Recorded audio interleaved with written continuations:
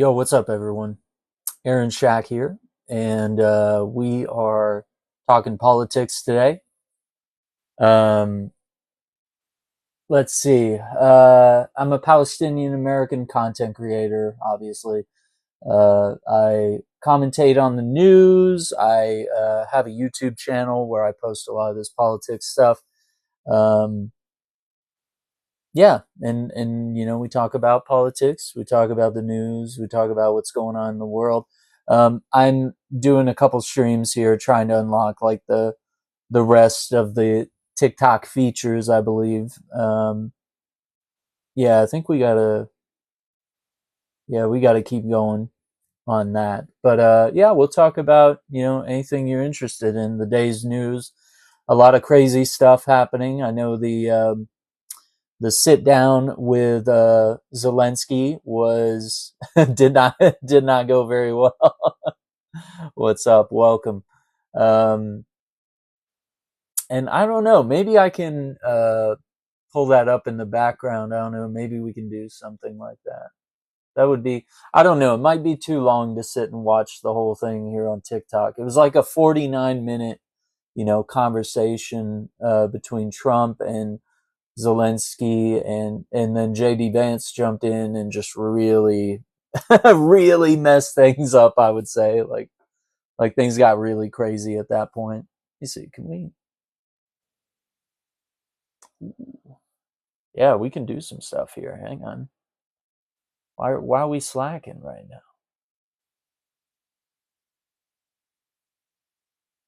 Maybe I can actually lean back in my chair. Hey, there we go. That's a little better, isn't it? Okay. Yeah. So let's see. Let me pull up some of the things that they discussed because it did get a little crazy. I have a few links here that I set aside just for an occasion like today where we have all this controversy with the Ukraine and Trump and Vance. They all have sort of different numbers for what they believe happened and how much money is being exchanged uh, between the U.S. and the Ukraine. Let's take a look right here. We got some numbers here.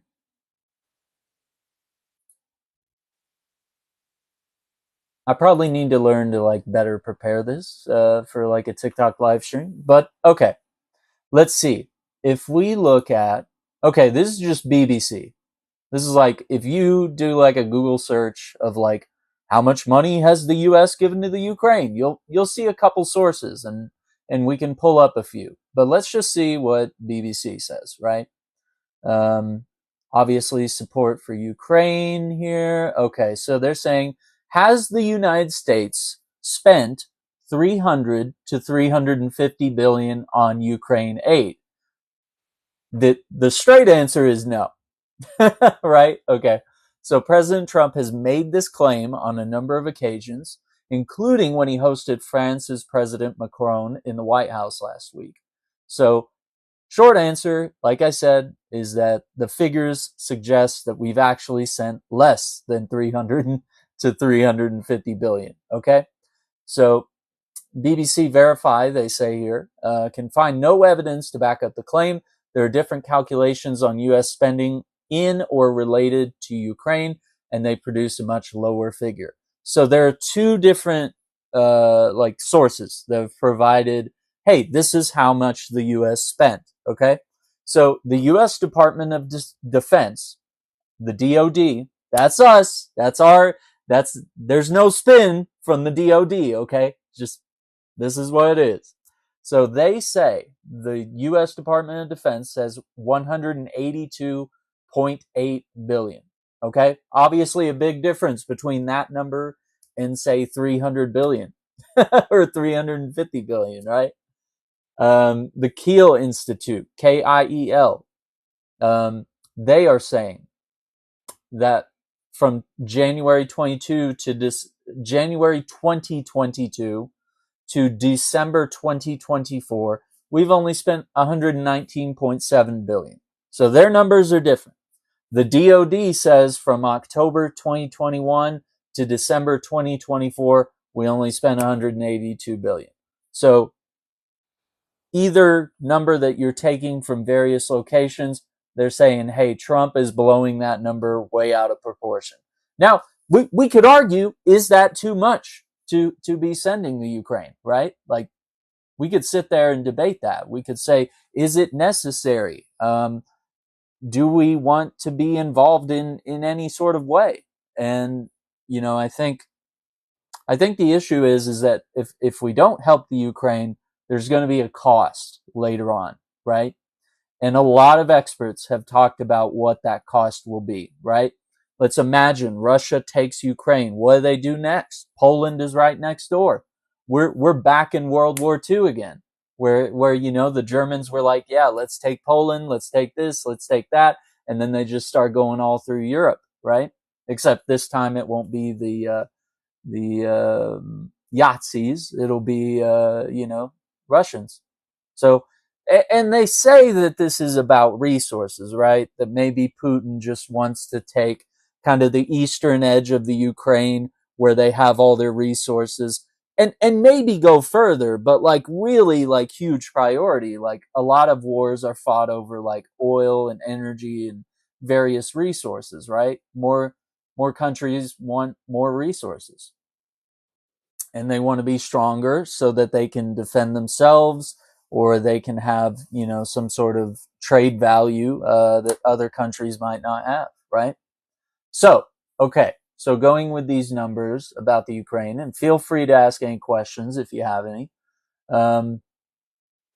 Let's see. The U.S. Department of Defense has provided that figure, and they say that 182.8 billion has been appropriated, a figure that covers U.S. military training in Europe and replenishment of U.S. defense stocks.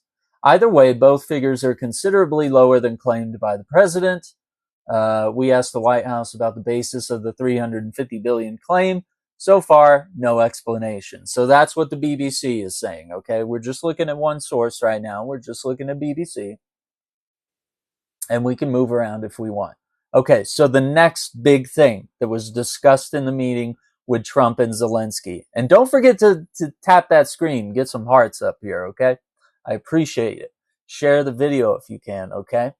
Because this is important information.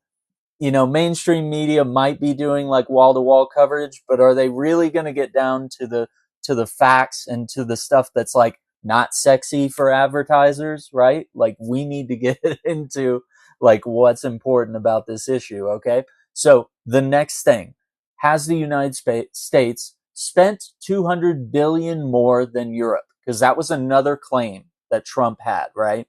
He was like, we spend more than anybody and nobody cares. I haven't heard Zelensky say thank you. It's like, dude, he's said thank you for years. Like, just because you want him to posture and bow down in front of you in the middle of the meeting, you think any grown man's gonna do that? I don't think so. I wouldn't do it. So anyway, Trump says we spent more than 300 billion, and he says that Europe has only spent 100 billion. That's a big difference. That's what he says, okay? That's his quote. So, percentage of total government support to the Ukraine. Once again, this source is coming from the Kiel Institute. Let me see. Maybe I can do a screen capture here just so you can see. I'm going to flip the cam. Okay, so right there. Percentage of total government support to Ukraine. This is from the Kiel Institute, January 2022 to December 2024, right? This is key parts of the war in the Ukraine, right? That's the key time of when that's going on. U.S. spent 42.7, Europe 49.5, and then of course other countries. So actually, Europe's actually provided a little more to the Ukraine. Okay, so I'm going to flip the camera back around here. Okay, good to see you guys. So yeah, Trump's claim not looking so good. He wants the perception that hey, we're the best, we do the most work. we do the best job. No, nobody works as hard as I do. He's got to be the best at everything. So in all of his negotiations, it's all got to go exactly that way, right? Let me see. So the next thing, there's more to it. Okay, it gets a little more intricate if you guys are interested. If you're not, just ask me a question about something else, and we can rant about something else. But the Zelensky, Trump, and JD Vance meeting seems to be like the crucial discussion of the day. Um, so let me find the part I was looking at. Okay, here we go. So the next claim he had was that Europe had more security, right? In their sending of money to Ukraine, they had more security, where America was at a greater risk, like their funds, we were just throwing money, is what he wants to imply, right? That we're just throwing money at the Ukraine. We don't really care. We're not tracking it, right? Like that's what he wants us to think. Okay. So government support to the Ukraine in billions of dollars. Okay. So the United States, and I guess I'll flip the camera. Maybe it's easier. I know some people are visual, just like I am. So I'm going to flip the camera. So BBC is saying here, will Europe get its money back while the United States doesn't? Well, you can look here. So the United States has done less loans than Europe, right? And all these other countries down here, okay? So obviously the EU has done more loans. You have a greater chance of getting your money back when you're doing loans. When you're doing grants, it's a little different, right? So obviously we're doing a lot of grants, right? Okay, so let me flip the camera again so I can rant at you even more. And guys, I appreciate you being here. We're gonna try to do. I gotta do one more stream after this, and then I unlock all the panel features, and I'd love to have people up and discuss things and ask questions and stuff like that. So President Macron is correct. That's a French guy. Okay, in case you're not keeping up, according to the Kiel figures. But they suggest President Trump also has a point. The U.S. has sent more grants, while the EU has sent more loans. I'm getting all my letters jumbled up here. So U.S. sent more grants, EU sent more loans. Okay, and that's what the little chart showed. That's what the bars showed. Okay, so the European Union says EU countries have provided around $145 billion in aid so far. And that just 35% of that has been loans. Now, the United States Department of Defense, the EU has also used a broader definition of what counts as aid to the Ukraine, right? So EU loans will have been on generous terms, so Ukraine will be repaying less interest than it would normally. In some cases, Ukraine isn't expected to pay anything, with repayments coming from revenues from frozen Russian assets. So what does that mean? There's Russian assets, all over the world, and mostly contained in Europe. Like imagine there's a bank with a lot of Russian money there. They freeze that, right? Like just like when criminals have their money, in islands all over the place, Cayman Islands, and they hide their money in like European banks and stuff like that in movies, right? It's the same thing. It's money there, and then like the cops or the FBI or whoever's in charge there, they would freeze that money to like stop the criminal element and charge everybody with like a RICO case or whatever. Yeah, I love crime movies, okay? So it would be kind of the same thing. There's a lot of Russian assets around Europe that can be frozen, and Ukraine could be like, hey, there's your pay. There's your money back right there. Like we're even. Okay, so how much has the UK given to the Ukraine? That's quite a tongue twister. The UK is one of the biggest individual state donors to Ukraine. The only countries that have spent more are the United States and Germany, according to Kiel data. Okay, so it says top aid donors to the Ukraine. This is from the Kiel Institute, January 2022 to December 2024. I'm going to flip the camera again so you guys can see little chart that we're looking at here. Okay, so like, dude, I'm telling you, everything Trump said today was bullshit. It was made up. It wasn't real. Okay, United States 119 billion, EU 51 billion, UK 15 billion. Okay, it's scrolling on down. So, as we said up here, the UK is one of the biggest individual state donors, but the UK contributions are much smaller right here in the top aid to the United States. So that raises a question for the UK and other European countries, right? I'm going to flip the camera again. All right. If the United States withdraws a large part of its funding to the Ukraine, can other states make up the difference? That's the scary part. So that would mean that Europe or, someone else would have to pick up the slack, right? And what I believe is that this is a war that the world can't afford to lose. Like, if there's one thing that Trump was yelling about during that meeting with Zelensky and JD Vance, right, and everybody else, Trump was right about one thing. He said this could start World War III. I'm paraphrasing, but he said something along those lines, right? He was basically like, you're making crazy decisions here. You have no leverage. We're on the edge of World War III. And it's like, yeah, dude.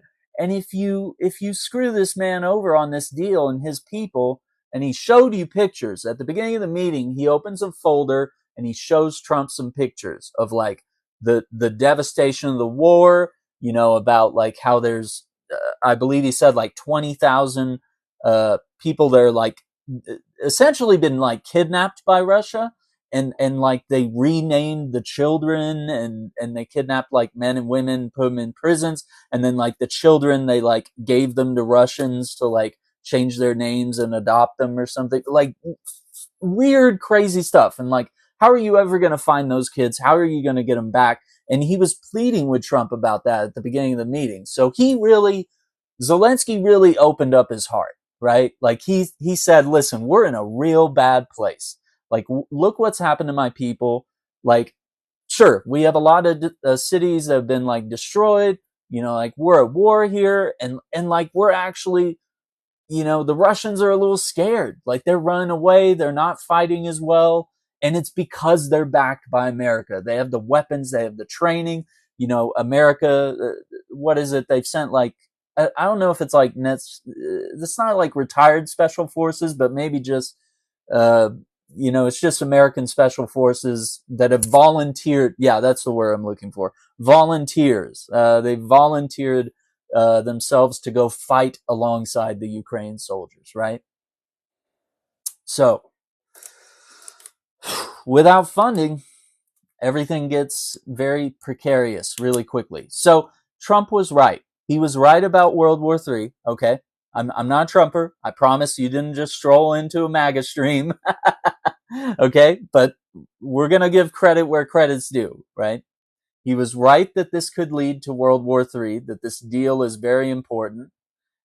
I think he's wrong in blaming Zelensky for this deal kind of blowing up. It's very clearly Trump and JD Vance kind of playing a good cop, bad cop, and then they both become bad cops, and then things just get infinitely worse from there. Now, listen, we're going to tie this all in, okay?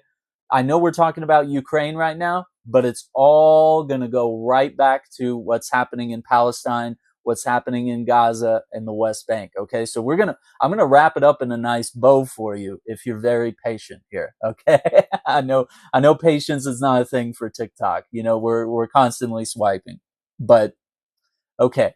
So Trump is right about Zelensky, World War III, if this doesn't go well.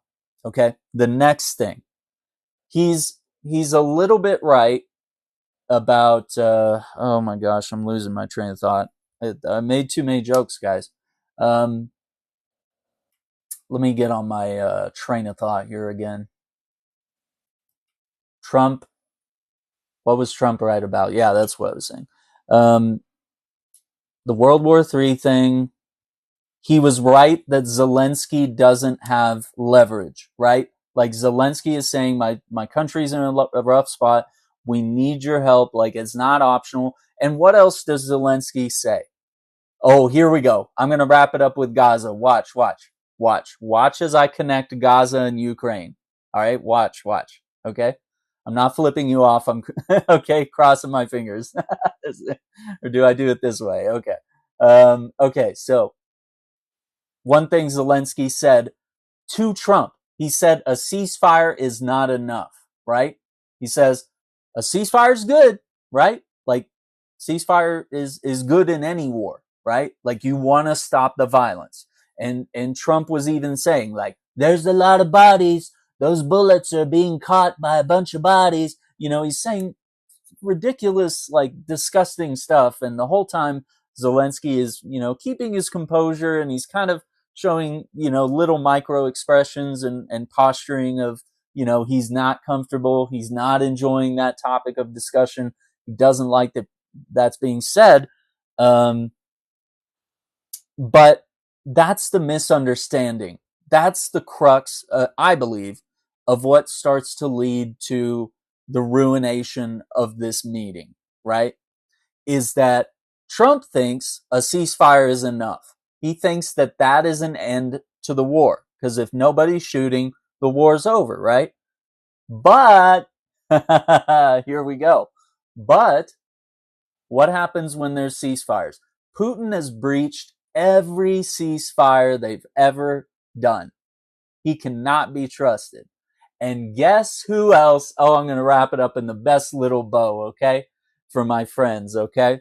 So, guess who else doesn't play by the rules when there's a ceasefire? Guess who's like bombing right now during a ceasefire? Guess who's, taking land in Lebanon and Syria? And, guess who is invading the West Bank and destroying property and taking land and, doing that whole thing? And who is supposed to have a ceasefire in Gaza that's been violated multiple times? Netanyahu, Benjamin Netanyahu, right? So Benji, yep, your boy Benjamin Netanyahu and Putin are best buds. They cannot be trusted. Putin's a different thing. He's an authoritarian figure in Russia. He unalives any of his political opponents. Netanyahu's a little different, right? He's got corruption charges on his plate, and as long as he keeps this war running in Gaza, war in quotes, right? Because it's actually a genocide.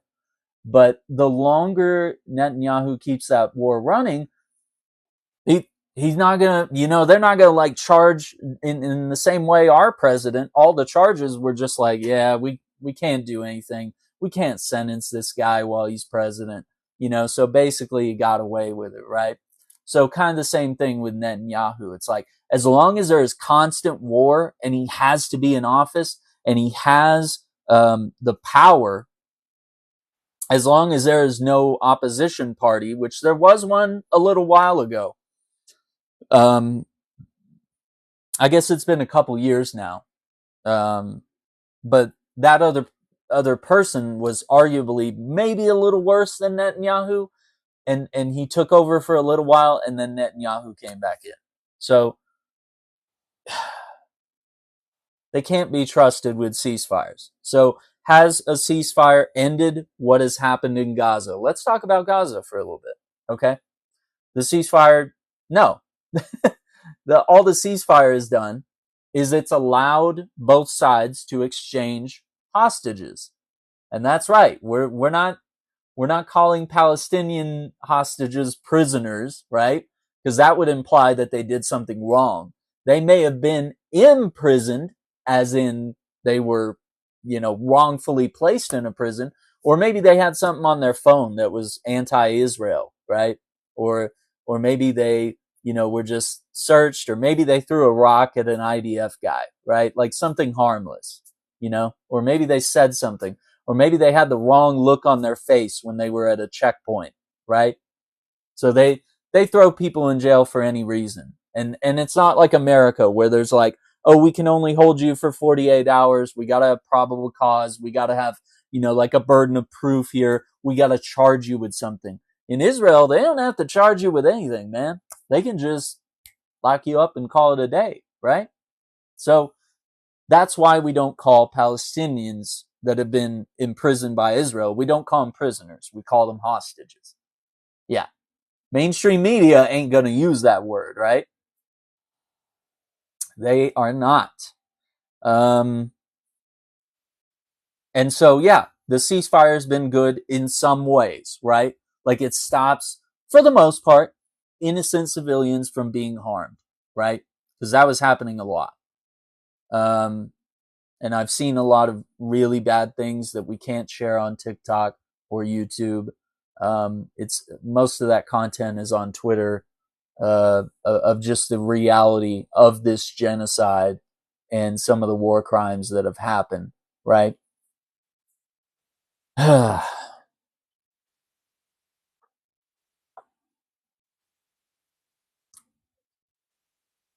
So yeah, ceasefire, it allows for some progress, but what is happening with the ceasefire in Gaza? Well, there's additional things that have to happen, right? Like they have the different phases of their plan, and we're trying to get to phase 2, right? Like we're trying to make sure that hostages on both sides are exchanged, and that people get their stuff back. There's also some equipment coming into Gaza where they will be able to manage the rubble and the ruins and stuff like that. Although I still believe that the mobile homes that are down in Egypt, I don't believe that they've let those in yet. I can check real quick, but I don't think I've heard anything on that front. So I gotta log into Twitter.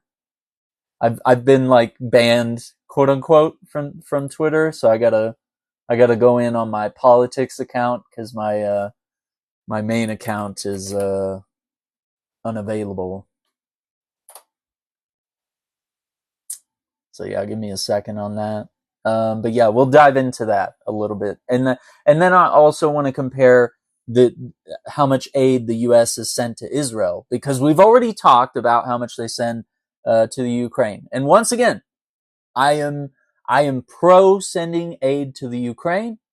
I am anti sending aid to Israel. Okay, because I'm Palestinian American. I see that there's a genocide happening over there.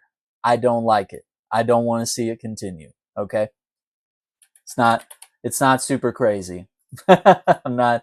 It's not radical, right?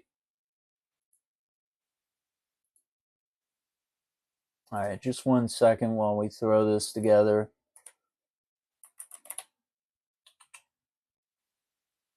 I gotta like search around for passwords, usernames. I gotta go in on the secret VPN incognito, because otherwise it logs into my main account and asks me to verify my email, and I can't do it. They won't let me. They won't send me the email. Okay, so yeah, let me check a few sources here on Twitter, and I'm not going to share the screen because I follow a lot of Gazan journalists, and sometimes you see the reality of some things that have happened in Gaza. So yeah, I'll just check a few things here, but I feel like I would have seen it in my feed today had there been any sort of updates on the mobile shelters that they were had in Egypt.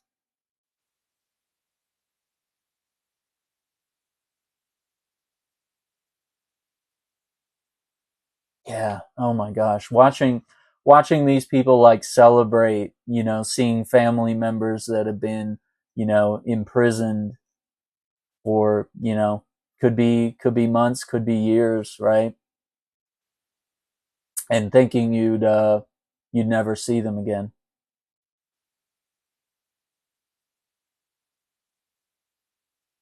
Wait a minute, hang on. I have been to. I've actually watched and seen the stories, and I know what happens is you bring them on a proper. What happens is you bring people. Oh, I guess he said something in Russian. I guess Zelensky said he called JD Vance a bitch. I don't know. I don't I don't know. I'm not familiar with the or not Russian. I'm sorry. And seen the stories, and I know what happens is you bring them on a propaganda. That's my mistake. I know what happens is you bring them on a. Yeah, I can't make that out. Yeah, I don't know. I know they're trying to like translate it on screen here.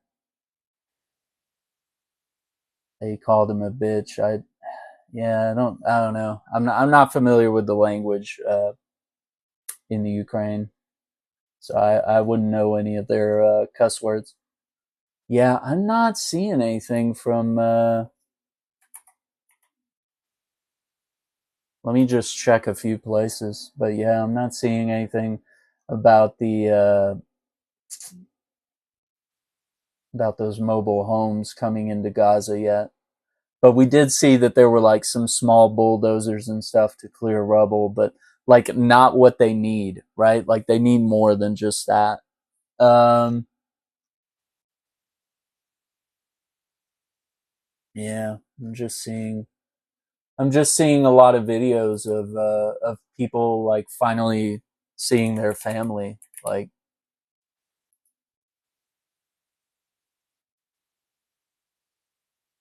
after a really long time.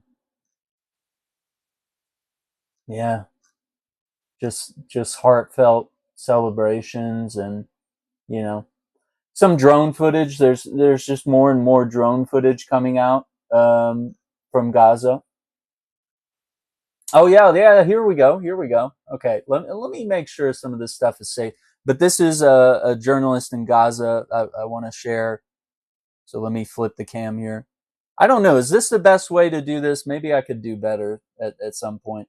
But this is a Gazan journalist here, Hossam Shabbat, and he's here. So yeah, you can kind of see like they gave them some equipment here, but yeah, not it's not equipped enough to handle like look at the size of that. Like that's not equipped to handle the large amount of destruction. It's going to take a longer time with this type of equipment that is not quite ready to handle, the level of mess here. Um yeah, he's really good. He's just been documenting the destruction, and that is Hossam Hossam. I've covered a lot of his stuff. I've shared a lot of his stuff and reacted to a lot of his stuff on the YouTube channel, which is in my bio. Um, I've tried to just sort of use authentic sources of like, hey, this is a journalist in Gaza. They record this with a camera. Um, and there's no spin on it, right? And of course I share a lot from Al Jazeera, but that's because they have those resources, right, to have people on the ground and also people that are very enlightened to discuss that type of stuff. I know everybody likes to immediately play the card like, oh, they're Qatari government uh, uh, owns them or whatever, and it's like you know, I don't know. They don't feel like state funded media. I'm not seeing that. It's going to take them like 2 or 3 times as long with just one of those. Yeah, and I think they had a few. Like I saw a video where there was like 3 or 4 of them driving in, like getting escorted in very slowly. But also they need the fuel to run that. Like imagine they've been resource wise, they've been cut off a lot, and it's only Israel who allows any of that to come through. So those things are going to use up a lot of fuel doing, like you said, 2 to 3 times the work. It's not going to be easy. It's going to be very difficult. But yeah, I'm not seeing anything. I think it would be at the top of everyone's feed. Let me check Sana Saeed. Yeah, there we go. Ba, ba, ba, ba, ba.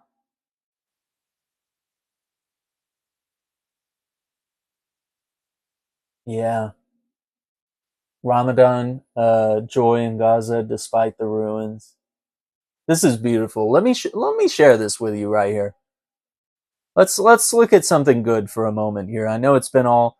I feel like the news is always doom and gloom. Sorry, you're seeing my like Marvel poster up there with all the Marvel characters. I'm such a nerd. Oh man. Yeah, let's look at a few of these images. So yeah, this is Gaza here. Look at that. Celebrating Ramadan.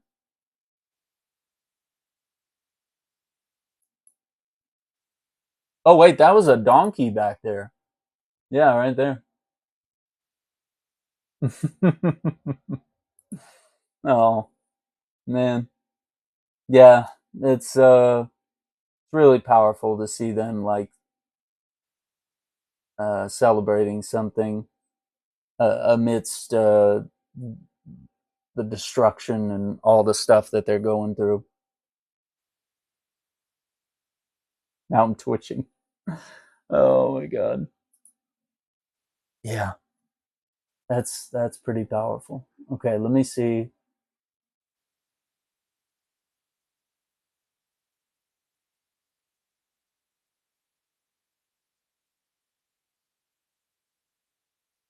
Oh boy. Let's see. This was an hour ago. Abubakar Abed, another journalist, breaking: Israeli military vehicles are heavily firing at South Rafah right now, alongside the eastern outskirts of Khan Yunis. Uh, Talking to people there and hearing the bullets, they can't sleep from the horrifying sounds. It's terrifying. Just the first day of Ramadan. Sana Saeed comments on that tweet. She's like retweeted it, quote tweeted. Israel has a long history of initiating violence against Palestinians in the West Bank and Gaza during Ramadan. Yeah, pretty much any sort of Muslim celebration or holiday or any spiritual event, they usually tend to like storm the mosques and like gas people and beat them and arrest people and stuff, like just for being people, just for praying to their God, just because they're a little different than just because they're not Jewish or Christian, doesn't mean that they deserve to be treated any less. And a lot of people in the States like to assume that all Palestinians are Muslim, and there's nothing wrong with being Muslim, but there's a lot of Christian ones too, and there's even probably some that celebrate the Judaism. So that it is what it is, man. But they think they're animals and they treat them, as if they aren't even human. So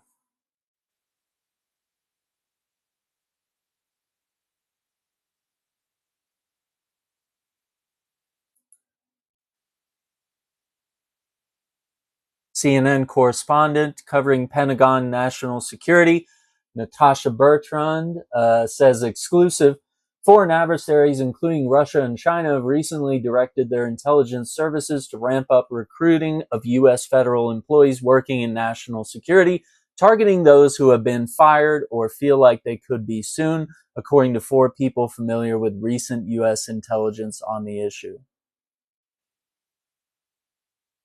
Do you understand what that means? Anyone? Mueller. Okay. All right. What does that mean? Okay. Remember all the federal employees that were fired? And they're probably pissed off at their government right now. They're mad at Elon. They're mad at Trump, right? Because it ain't fair. They didn't want to be fired, right? Whether they voted for Trump or not, or whether they investigated Trump at some point or not, FBI, CIA, whatever, any of these federal employees, right? What happens when Russia and China say, hey, if you get your job back or if you reapply or whatever, and you give us some information, work for us, we'll pay you well. We won't treat you shitty like your government did, right? Like they see an opening there to to convert some Americans into spies, and you know they're going to be bitter. So she continues, because this is a short little thread. Natasha Bertrand. She says Russia and China are focusing their efforts on recently fired employees with security clearances and probationary employees at risk of being terminated. At least two countries have already set up recruitment websites and begun aggressively targeting federal employees on LinkedIn. Yikes. And it's kind of funny because Sana Saeed has quoted this tweet, and she says, damn, the Russians and Chinese are taking it straight out of the US playbook. And then she says, time to rewatch The Americans. Now, do you guys remember The Americans? It was an FX TV show, and it was about Russian spies in the 80s, like sleeper agents that were they they they they were living in America, but they were Russians pretending to be Americans, and they had kids, and they would do spy things. They do little assassinations, and you know, this is all like during the Cold War, so they could, they were running around doing secret missions and stealing U.S. intelligence and infiltrating the FBI because they lived in D.C. It's a really good show. I have to recommend it quite a bit. It's got what's her name? Terry. Terry. Oh, come on. Why am I blanking on her name?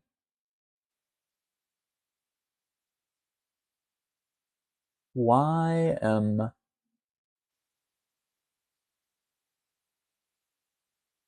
Oh, it's got Matthew Rhys, who plays Philip Jennings. Why is it not showing. What's her name? Carrie Russell. Carrie Russell plays Elizabeth, which is, the wife. Yeah. Yeah, it's really good. It's a really good show. I like her a lot. I like her a lot. I don't know why her name just kind of slipped for me, but yeah, it's a really good show. Came out in like 2013, I believe, and it actually ended, and it had like it has a really good like satisfying arc from like start to finish. Is she the lady from Inception? Let me look up Inception. I don't know why your comment was flagged, by the way.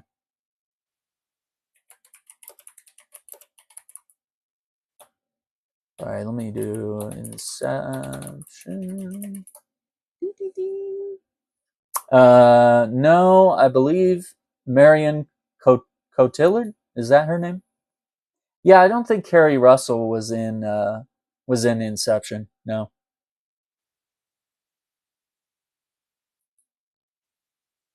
I don't believe so. Might be. Yeah, you might be thinking of someone else. Yeah, because it's Elliot Page who was in Inception, and Marion Cotillard. Is that her name? Cotillard? I don't know. I I don't know how her name is pronounced.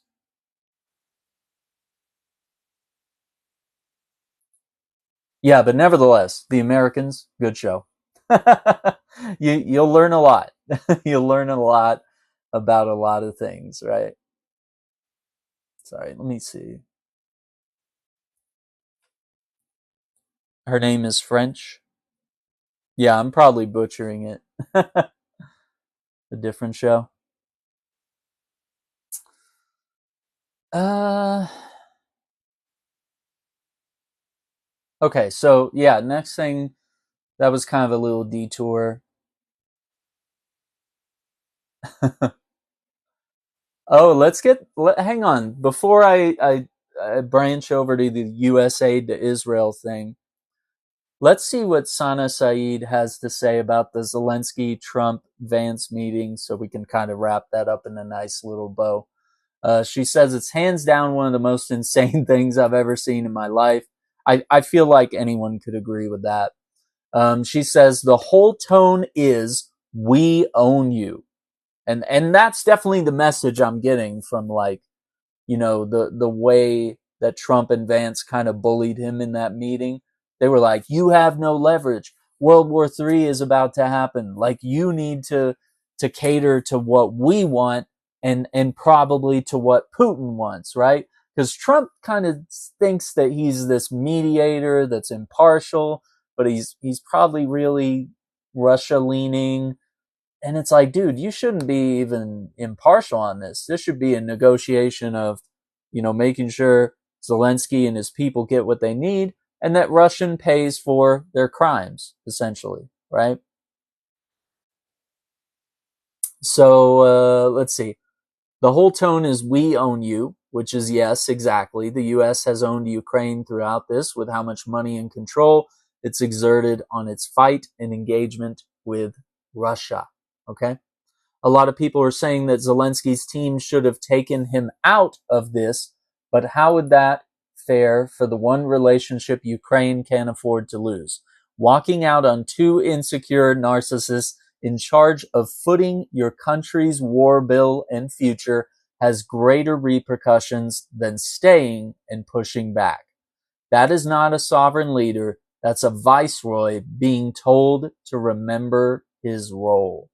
Now that's Sana Saeed. You can find her on Twitter at SANA, and her last name is SAEED. Okay, so you can find Sana Saeed there. She really puts a really good spin. I enjoy getting perspectives of people that are not just political commentators here in the States, and they're fully indoctrinated. Like, I feel like she brings, and obviously she previously has worked at Al Jazeera, she brings a perspective of how I believe she's Lebanese. I'm not sure. It might say in her bio. No, I guess not. Um, I'd have to look into that. I was assuming she might be Lebanese. But regardless of wherever she's from, like, she brings that Middle Eastern perspective, even though I believe she's currently residing in, like, Washington, D.C., according to the Twitter here. Um, yeah, a different show. Okay. I'm all connected there. Yeah, she's great. I like her perspective. I like seeing different journalists from here, there, and everywhere reacting to different events, because sometimes you don't need to see everything from the American perspective.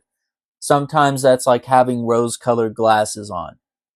You talk with someone from Ireland or something about what's going on in America, they might see America in a totally different way. You talk to someone from Canada, like, they might see what's going on in America a different way than how we see it and what we think. They might be, most of them are horrified right now. Like, right after Trump got elected, like, all these journalists, especially the one article I think in Germany was like, "Trump, oh my God, you guys elected a fascist." Like, it's like having Germany call that out like right away is crazy.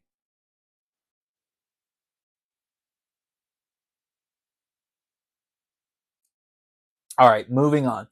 U.S. aid to Israel, because we talked about the aid to Ukraine, and don't worry, I believe we can actually do some comparison here.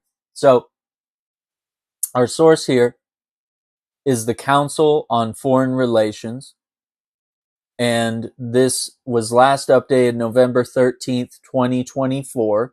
So it's a little some of the information might be just a little dated. We could probably look around online and find something, more recent. But this gives us enough of an idea. I mean, we could imagine how much we've sent to Israel in the past 3 or 4 months. I'm pretty sure we've sent several billion more. I just hit my stream deck like I was gonna transition to a scene, and I'm streaming from my phone. I'm so exhausted and just used to YouTube.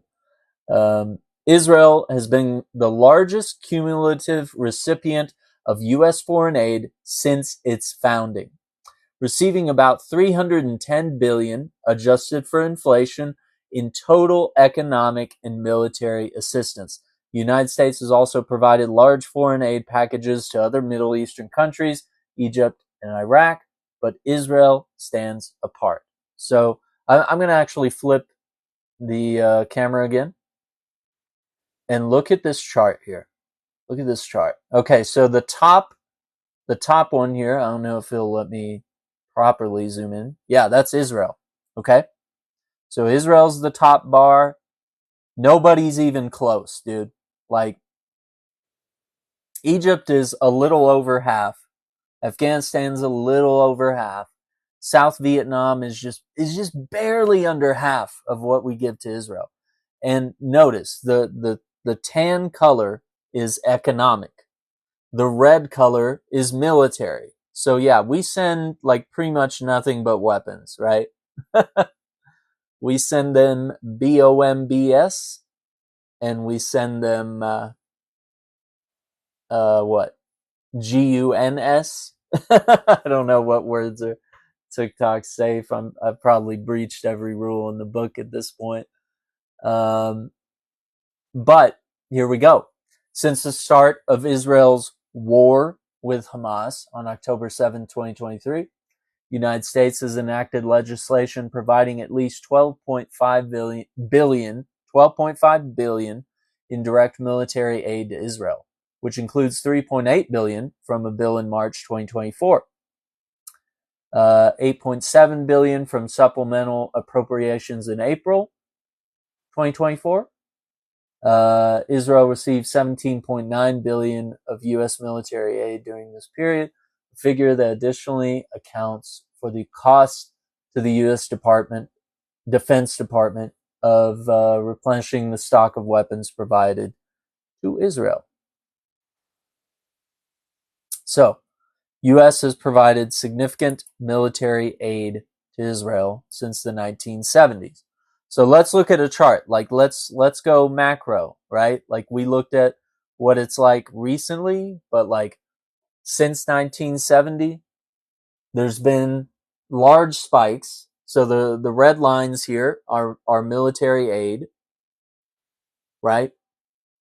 So the red lines there are military aid. The tan line is economic aid. So once again, it's really showing that in 2024 we sent a lot of aid that we haven't sent since the 80s and the 70s, when there were significant actions being taken by Israel against Palestinians, right? So you could almost mark a lot of major conflicts by these spikes where we all of a sudden decided to send Israel all of our money, right? So the next, let me flip the camera here. But yeah, just kind of an interesting chart there. I'm not pro-Israel. You didn't stroll into a Zio stream. But we are looking at the U.S. funds that have been provided military aid to Israel. We're kind of breaking it down a little bit here because we were talking about, well, how much does the U.S. send to Ukraine, right? Okay, so how does Israel use the aid? Most of the aid, approximately $3.3 billion a year, is provided as grants under the Foreign Military Financing Program.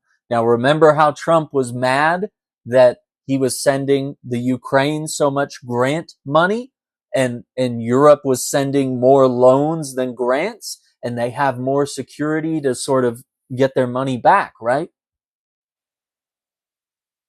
Trump was mad about that. But he's not mad when we're sending grant money to Israel. and that's relatively a low security thing where we're not going to get our money back, right? Not really. Okay, so foreign 3.3 billion a year as grants, foreign military financing program, funds that Israel must use to purchase U.S. military equipment and services. In October 2023, Joe Biden's administration said Israel had nearly 600 active FMF cases. That's foreign military financing cases. Okay, totaling around $24 billion. Israel has also historically been permitted to use a portion of its aid, FMF aid, to buy equipment from Israeli defense firms, a benefit not granted to other recipients of U.S. military aid. So you see, they're being granted a lot of exceptions, right? But this domestic procurement is to be phased out in the next few years, allegedly. The U.S. aid reportedly accounts for some 15% of Israel's defense budget. Israel, like many other countries, also buys U.S. military products outside of the FMF program, also known as Foreign Military Financing Program. So, the next chart that we see in this article, and we're looking at the website, this is the Council on Foreign Relations, okay? So, Israel has been a top recipient of U.S. arms sales. Israel, from 1950 to 2022, not adjusted for inflation, 53 billion. Saudi Arabia has 164 billion. Japan, 53 billion. Taiwan, 50 billion. Australia, 46 billion. South Korea, 44 billion. Egypt, 44 billion. Qatar, 39 billion. UK, 35 billion. United Arab Emirates, 30 billion. Okay? So U.S. has provided arms to a lot of these countries for various reasons, right? Often strategic reasons, where we think, hey, if we arm these guys, they'll make sure that these other guys that don't like us, won't be a problem, right? Toppling regimes and doing what we do best, the whole CIA thing, okay?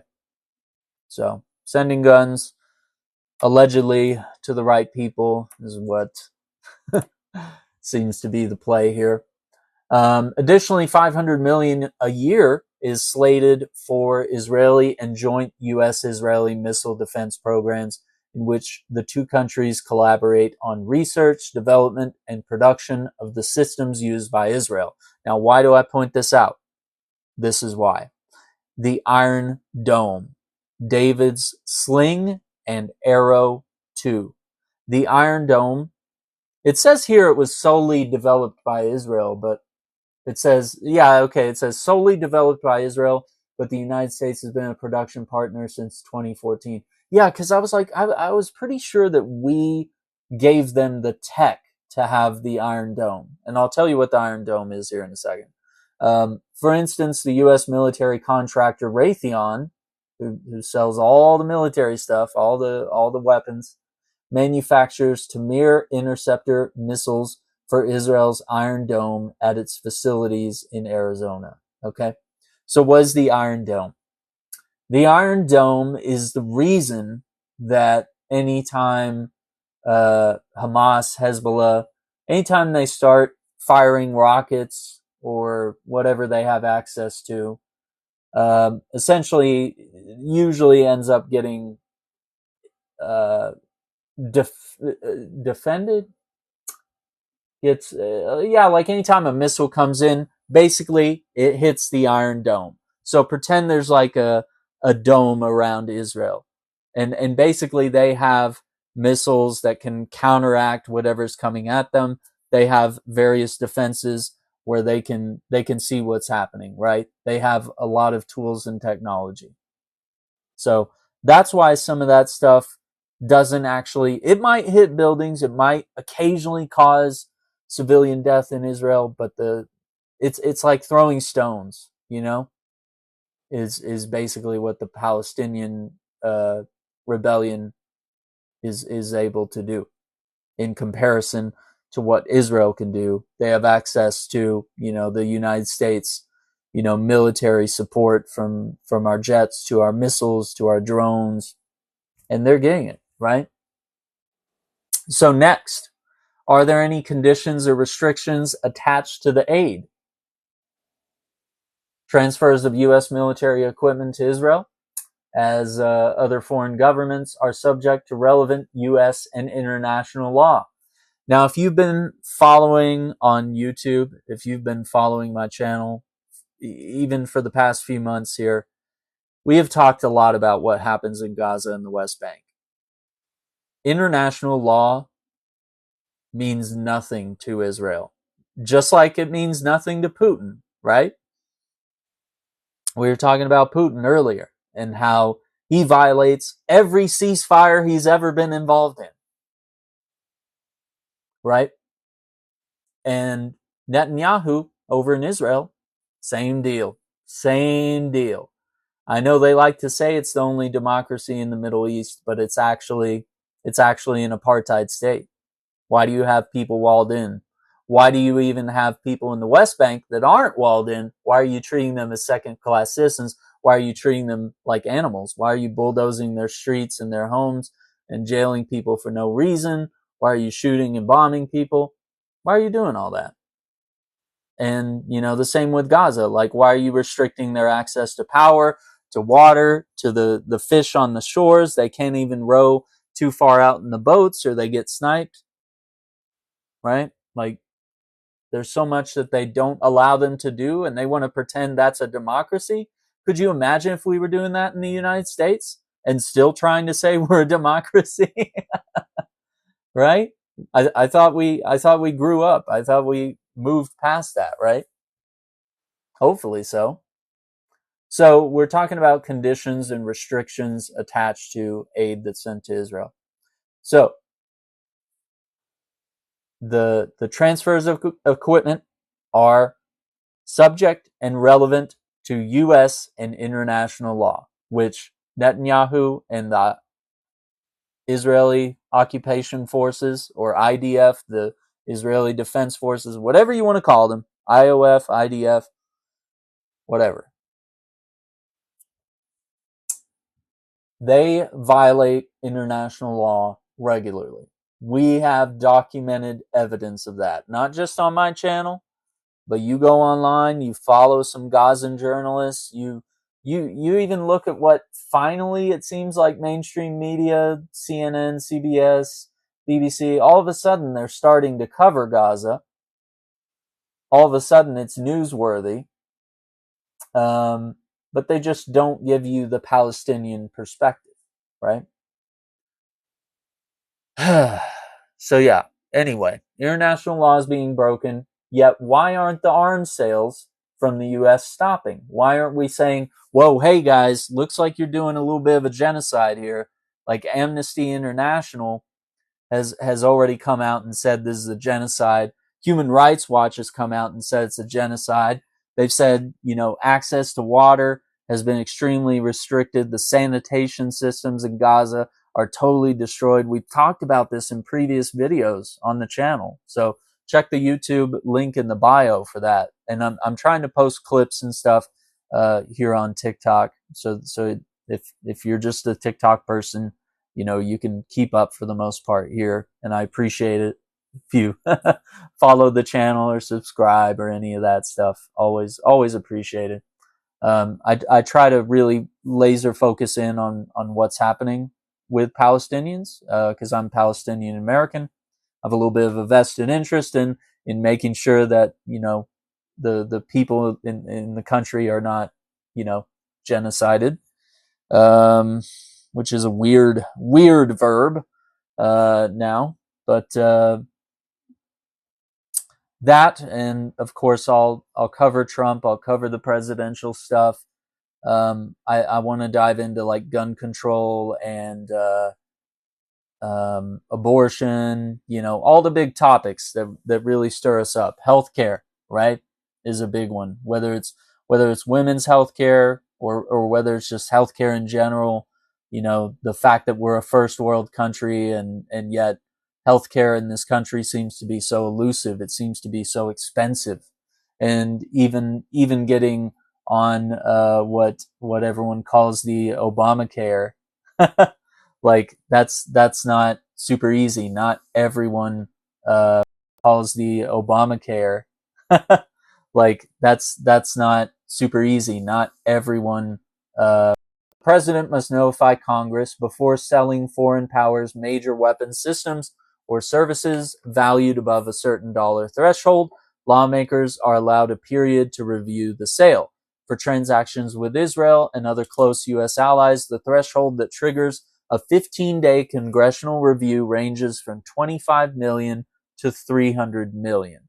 And obviously, we're sending like billions, right? Depending on defense articles or services.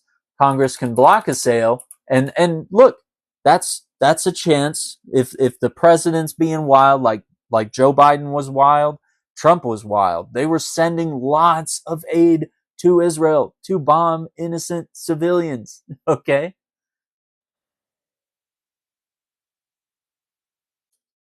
Congress has a chance to say enough, but Congress is owned by AIPAC, right? Which means Israel owns our country. So even though the morally correct thing is to stand up and say genocide is wrong, we're not going to support it. We're not going to send weapons until Israel, ceasefire, obeys international law, comes up with a solution to this elusive problem of who belongs here and can this land be shared, right? So, in special cases, the president can bypass congressional review if they deem it a national security emergency, which that's been done before. President Biden has used this expedited waiver process for both Israel and Ukraine. So, while I am a progressive Democrat, I would say, I don't support the fact that Biden, for an entire year, is complicit in a genocide. Like, I love what he did for the economy. I know not everyone feels it. He brought around a lot of things that Trump did wrong, but he also kept doing a lot of things that I believe Trump was wrong for instating, right? And of course, with Trump, things for Palestine, for Palestinians, it's looking rough, right? Like Kamala probably would have been a better choice. We could have at least convinced her that this genocide is wrong. We could at least protest. We could have conversations with her. We could get our representatives and senators and such, to sit down with Kamala Harris and campaign her. But you're not gonna convince Trump of the genocide in Gaza. It's just not gonna happen. And you're not gonna convince any of his cronies because they're bought and owned by AIPAC, and the Democrats are also owned by AIPAC. So I'm not being like super partisan here in saying that. Democrats and Republicans are owned by Israel, and they will vote accordingly as their master tells them to. And the same thing. The same thing. Sorry, I lost my train of thought here. Yeah, we were talking about Biden expedited waivers, and avoiding that congressional review, and how Congress has a chance to do the right thing but won't because of its Israel interference in our politics. Which means, what do we have to do? We have to get rid of super PACs. We have to get rid of gerrymandering. Like we have to finally get some representatives that are not like 70, 80 years old, right? Like we got to get some new blood in the Congress, right? And we are like slowly but surely, right? Like we have some great people in there. And it's not that all the old people are bad, right? Like Bernie Sanders is dope, right? And he's like he's probably too old to run for president. We might have missed the opportunity. I think 2016 was the time for Bernie. That's when he was ripe. But he's showing no signs of dementia or anything crazy like Trump and Biden were showing Biden was showing signs of just aging, obviously being an elder man, and Trump shows a lot of signs of like dementia, of stumbling on words and slurring words and mixing up words and mixing up, blaming people that weren't in office for January 6th. Like it's just weird behavior, but it all lines up with the dementia thing. And I mean, it just happens, man. So it's part of aging. And it's probably why we shouldn't have 70, 80-year-old men being presidents. And we don't need, we need some term limits in Congress, man. Like we need fresh people cycling in and out within a reasonable amount of time. And I'm not being ageist here and saying that we do need some sort of age limit, because like some people have made being in Congress their lifelong career, which like public service it's admirable, but what you've done is block anyone else from being able to be in Congress by you hogging the seat for for decades, right? Like think about Mitch McConnell. Think about how long he's been in office. Like what if Kentucky had a chance to get someone different with a different point of view in there? Not very likely. They'd probably just get another Republican to replace him, who will be much younger and more obedient to Trump. But it's a difficult situation. But we do need younger people with fresh ideas in Congress. Okay, we need people to run for that. We need people with fresh ideas, good ideas. We need term limits. We need to get rid of super PACs. You got to get the money out of politics where it's just breaking our system, man. Look how Elon bought his way to the top, dude. He's basically president. He can't be president. he's not he's not born here. He's not a naturalized American. That's part of it. But what has he done? Because he's donated so much money to Trump's campaign, got him elected. Who knows what else he's done in the background? And he's running Doge or Dog E. um,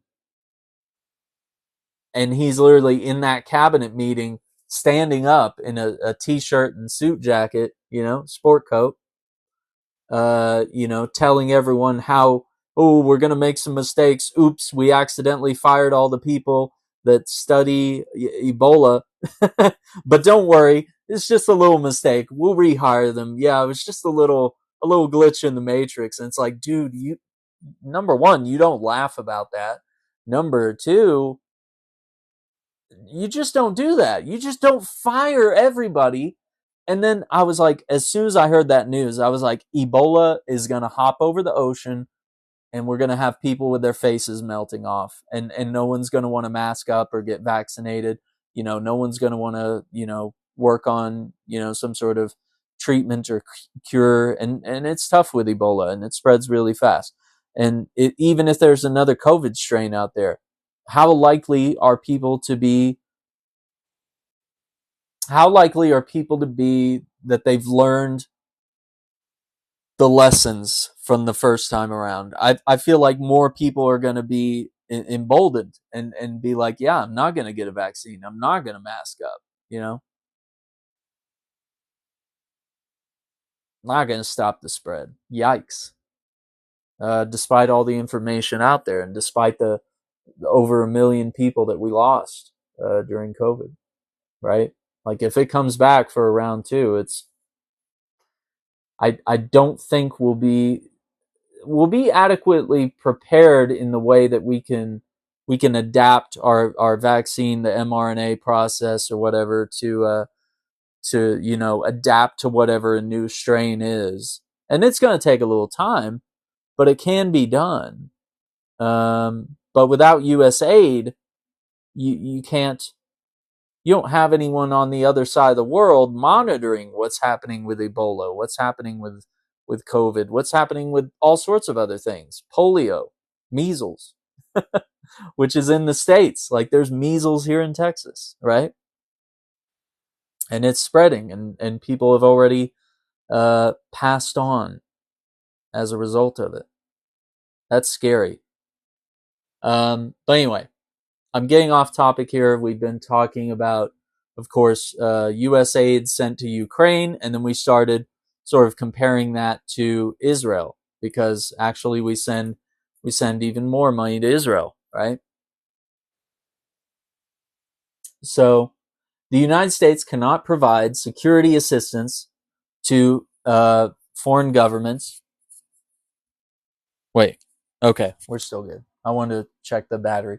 U.S. cannot provide security assistance to foreign governments or groups that commit gross human rights violations. This is all written down. We know it, but why does it keep fucking happening? Okay? Why does it keep happening? Because it's happening every day in Gaza and the West Bank. Human rights are being absolutely decimated by Israel. Yet we still send them weapons, right? So I just want you to know, not all Americans are on board with what's going on, right? Like, I know Trump won the election, but you'd be surprised. There's a lot of Americans that feel for the Palestinians, even though there's obviously a group of MAGA that only wish the worst on Palestinians for some reason. I don't know. They have no empathy. Something missing up here. So, gross human rights violations. A red line enshrined by the so-called Leahy Law.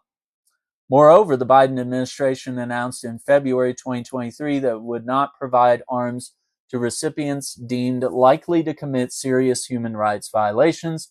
Legal scholars and other critics have alleged that the U.S. has not applied the Leahy Law with regard to Israel as it has with other Middle Eastern countries. So interesting how there's, oh my God, is this for real? Okay, so I clicked on Leahy Law and it opened up the U.S. Department of State. Let me share my screen with you. It opened up the U.S. Department. Look, I'll show you. I'll just to prove it.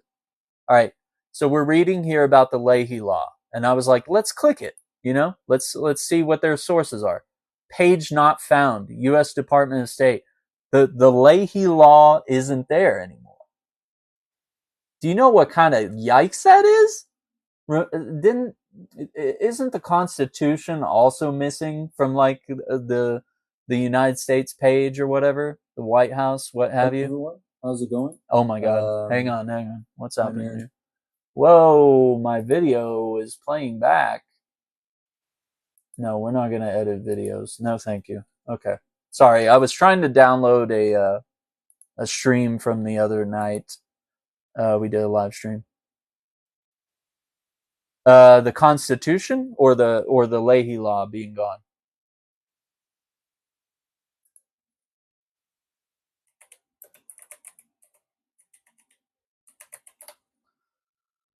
Yeah, they I don't know if it was, well, it's still in archives.gov. But I believe it's somewhere on like the White House page. I had seen that. Oh, the Leahy Law. Yeah. Which, I'll give you a thing here. Leahy Law is a U.S. law that prohibits the government from providing aid to foreign security forces that commit human rights violations. It's named after Senator Patrick Leahy, Democrat of Vermont, who sponsored the legislation in the 1990s, right? So it all circles back, man. Like, we shouldn't send weapons to countries that are violating human rights. And what are violations of human rights? Everything Israel is doing, right? Like, documented, sealed, signed, and delivered. Okay. So we'll keep reading here. So yeah, legal scholars have said that essentially Israel gets a pass on the Leahy Law. Like, they're turning a blind eye. And the same way in the UN, that the US is constantly covering for Israel, right? Like, anytime everybody in the UN says it's a genocide and they're voting on it, and then US will be like, no, We oppose, veto, boom, slam dunk. It's done, right? The same way that they did with the ceasefires. Multiple times, U.S. blocked ceasefires in order to defend Israel in the United Nations. The United Nations was made so that war and genocide, world wars and genocides wouldn't happen again. So what happened to never again? What we learned from the Holocaust. Am I right? Didn't we learn something from that? Or did we learn how to make another Holocaust? Yeah, crazy. This is my second stream, so I gotta do one more before I can do panels. But I appreciate you all being here. I'd love to have some panels and discussions and just kind of conversations. Like keep it kind of chill. My heart rate gets up when I have to like argue with Zionists all day. I want to be a source of information. I want to be a place where we can discuss and where we can, just share information and figure out like what's the plan. What do we do? Want to keep it light. Let me see here. For instance, the Ronald Reagan administration in the 80s banned transfers of cluster munitions to Israel for several years after it determined that Israel had used them on civilian targets during its invasion of Lebanon. Wait, 1980s, Lebanon, Sabra and Shatila massacre. Yep. Gotcha. It all ties back into a video that is pinned on my channel, the Sabra video about Captain America and the superhero Sabra. That's technically she was named before the Sabra Shatila massacre, but they definitely didn't bother to change her name post massacre. Oh my God, we've come full circle, dude. We have come full circle, right?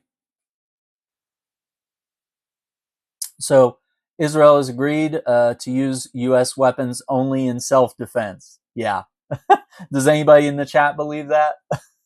Outside of this, Biden administration officials said in mid-October 2023 that they had not placed further limitations or constraints on how Israel uses U.S. weapons.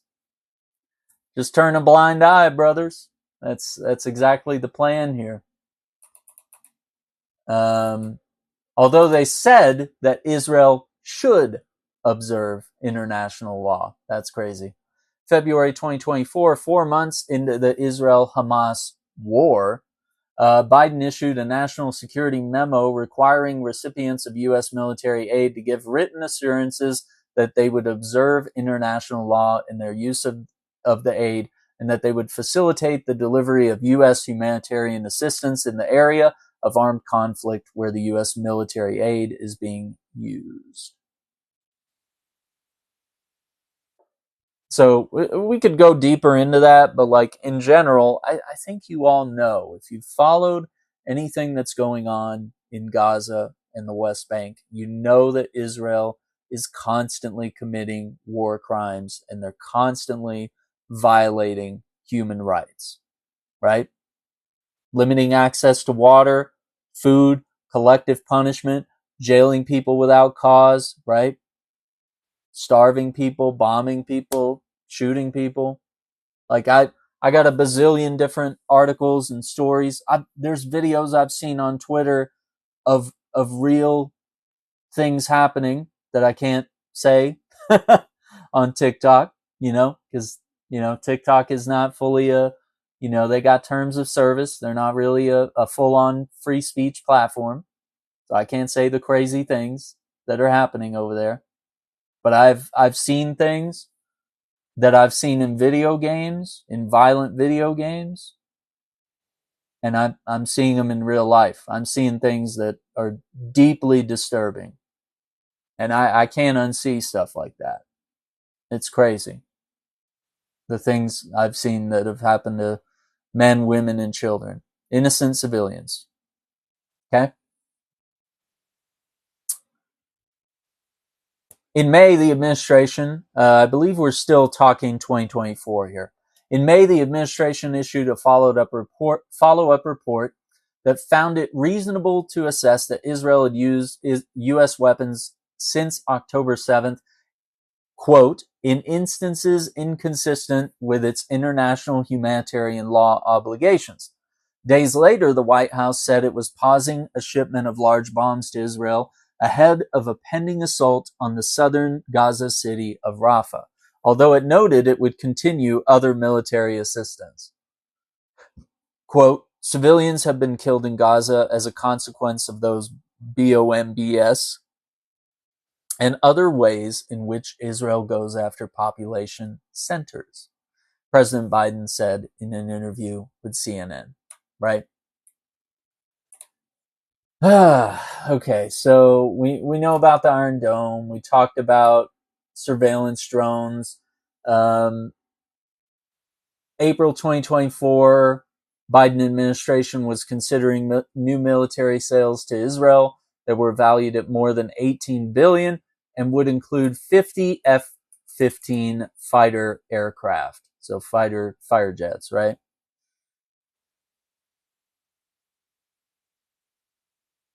And we already know about the drones because there's a lot of videos of the drones dropping bombs and also using those drones to spy on people. And some of those drones are equipped with, projectile weapons that can unalive people.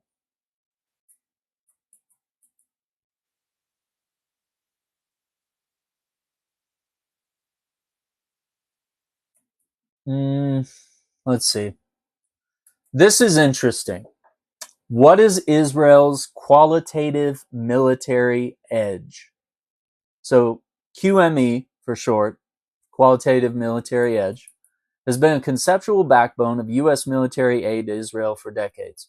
It's formally enshrined in U.S. law in 2008. It requires the U.S. government to maintain Israel's ability, quote, to defeat any credible conventional military threat from any individual state or possible coalition of states or from non-state actors while sustaining minimal damage and casualties, unquote.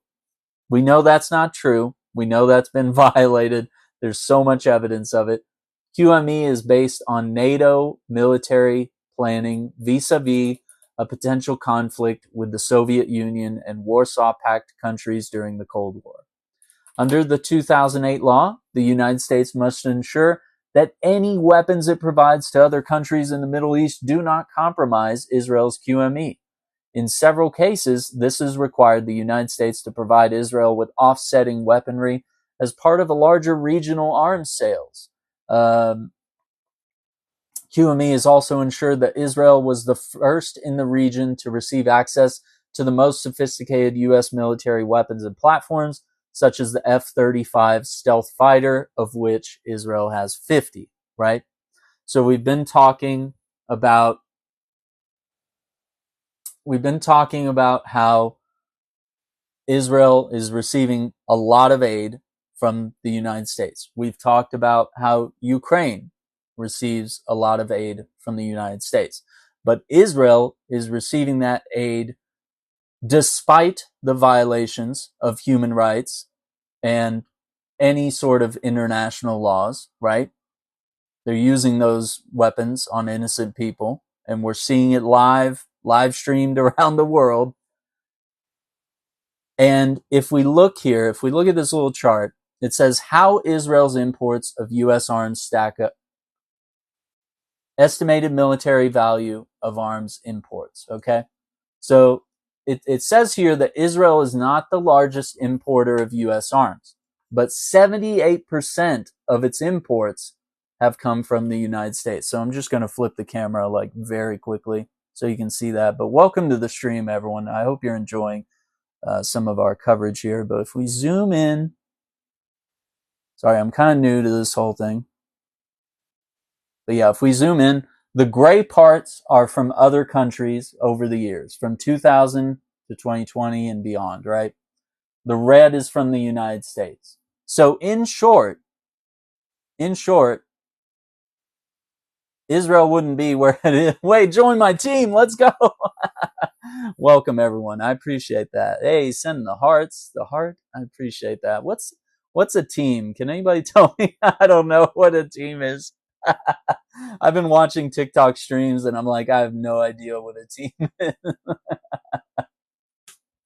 Oh no, I just keep seeing the heart over people's heads and I have no idea what's going on. Okay, so Israel,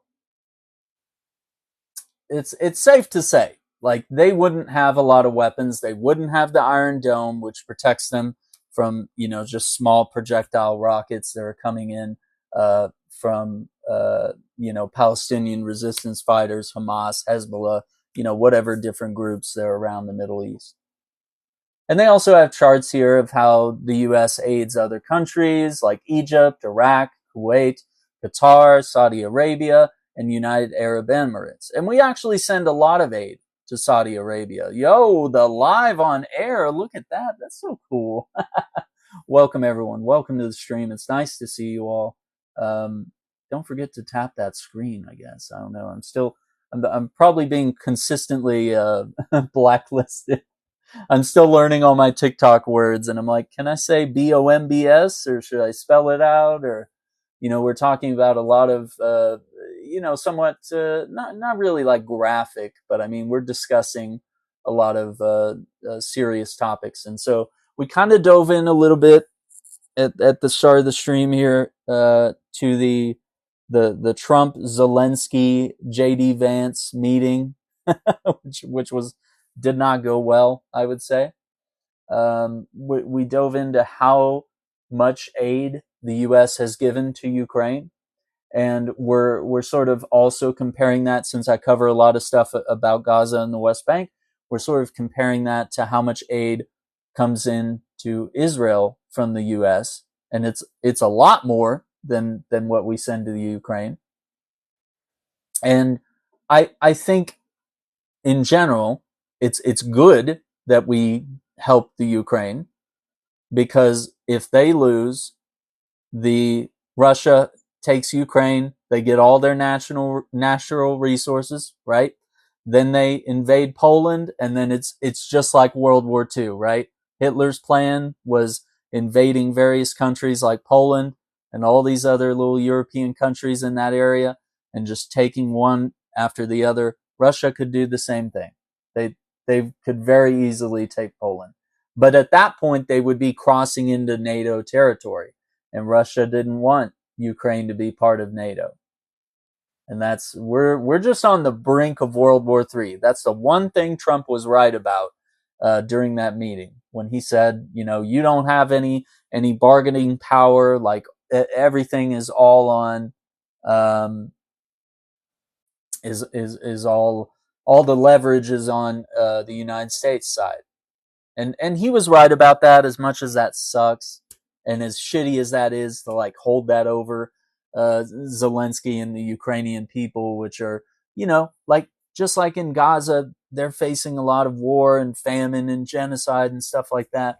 It's pretty much the same deal in the Ukraine. They're going through a lot of the same issues. It's a little bit different, but at the same time, there's a lot of common threads between Putin and Netanyahu. They both have authoritarian tendencies, and I would argue that Israel is an apartheid state, and that the Palestinian people are not free if they are walled in, if they can be jailed for no reason. I mean, a lot of what Ta-Nehisi Coates, he went to the West Bank, right? And he was a big Israel guy before that, because just being in the U.S. or if you're like a Christian, you read about Israel in the Bible and you're like, hell yeah, Israel's team. I love it. But as soon as he went to the West Bank, he started to see, wait a minute, this is just like the Jim Crow laws. This is just like the 60s and 70s. This is the 50s, right? Like all those different years where there were, segregation, where there's different license plates on the cars in the West Bank. The Palestinians have this color license plate, and the Israelis have this color, and that's how they track them. And then there's constant checkpoints everywhere. Just like when you watch a World War II movie and the Nazis are they always have checkpoints and they're checking people's papers and stuff. That's real. That's stuff they actually did then.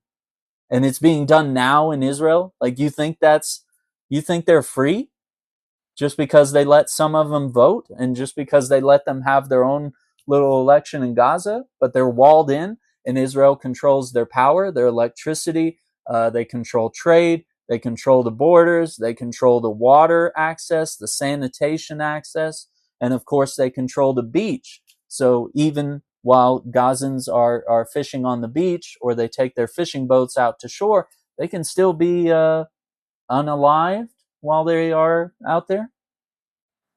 Does that sound like democracy? There's a lot of similarities, and I think that's why when we see marches in America for, various types of equality, right? Whether it's the LGBT movement, whether it's some of the Black Lives Matter stuff, or anything associated with like police brutality, inequality as it comes to race. When you see even the Irish are, they see a common thread as well as African Americans see that common thread in what the Palestinians are going through. They're like, yeah, we've been there. We see what's happening, and it looks very familiar. And arguably, we're still battling that system, right? There's still a lot of injustice regarding races and religions and orientations. Um, so yeah, I mean, even the Irish are really. There's someone, I believe it was like one of the Zionists were trying to offend the Irish by calling them Palestinians. So you call the Irish like Paddies or whatever, Paddy, and they were trying to call them Palestinians as like an insult, because like Trump, Israelis believe Palestinian is a slur and that it's a bad thing, and the Irish ended up like owning it. They were like, oh, that's actually a really good term. Like, fair enough. We'll call ourselves Palestinians, and we'll fly Palestinian flags in Ireland, and we'll show solidarity. We'll cut off any sort of funding to Israel, and cut trade, and make them feel the pain. Do the boycotts. So I mean, we're seeing a lot of things. Like, what was the big boycott for? I believe today is that nationwide. We didn't want anyone to do any shopping. Like, don't go get gas. Don't go buy groceries. Like, economic boycott. Like, let's make the higher ups feel the pain, right? Well, that's happening with Israel, right? Like, Starbucks. I have some videos upcoming about this on TikTok. But yeah, Starbucks, Reebok, McDonald's, Burger King. I know I'm naming all your favorite places right now. Coca-Cola, um, the new Captain America movie and Disney are on the boycott list. But listen, I'm not canceling anyone because they're watching Disney. You boycott in the ways that you can, and you do what works for you. Like, if there's only one supermarket in town, that's a Walmart, and maybe they're on some sort of boycott list, and you just can't do it because it's like I'd have to drive several hours to do so, then yeah, we're in some trouble there. So you do your best. You boycott where you can, if you can. And it's understandable. Maybe not everybody can, right? Maybe you find other ways that you can help out, right? But those companies I named, a lot of them, Starbucks and McDonald's, have admitted they've closed a lot of stores. They're feeling the pain. And there's more than one reason to boycott Starbucks, right? Like, their employees are not being treated very well. They're trying to unionize, and Starbucks is trying to bust it, right? Now, the reason I mentioned Disney was the Sabra comic book character, her presence in the Captain America film, which I really love, by the way. But like, there was no need to introduce Sabra in that. She's a very hateful character, like very cruel. So, where are we at here? It's getting a little late. Let me see if I've kind of like really wrapped up here. Okay, here we go. This is interesting. Yeah, this is a good way to kind of wrap things up for the night. Israel received widespread support from the West immediately following Hamas's attack on October 7th. But pro-Israel sentiment among some groups in the US and many other countries has weakened as Israel's campaign against Hamas has also killed thousands of Palestinian civilians in Gaza. And the numbers, we were thinking it was in like the 40K range. It's looking like it's more like in the 60, 70K. It could be even more because there's so much under the rubble and in different areas. And there's probably bodies that have been completely no longer visible. I'm trying to figure out TikTok friendly words here. I'm having a hard time. And that this has exacerbated a humanitarian crisis and created famine and collective punishment and, imprisonment of innocent people, right? So while, according to a March 2024 poll by the Pew Research Center, most Americans, 64%, held favorable views of the Israeli people, while a slight majority of 51% viewed the Israeli government unfavorably. So that even just several months into the genocide, people were starting to be like, I'm not so sure about Israel, right? And let's see.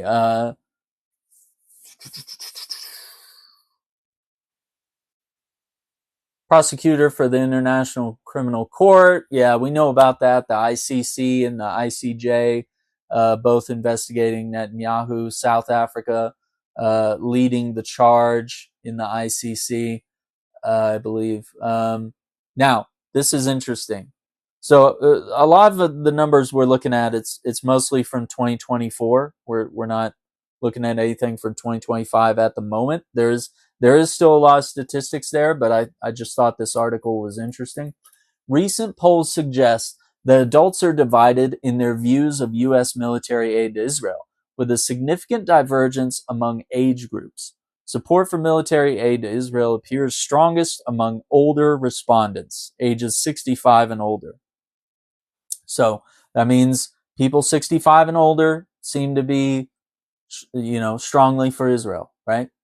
And weakest among younger adults ages 18 to 29. And guess who is on TikTok? It's them.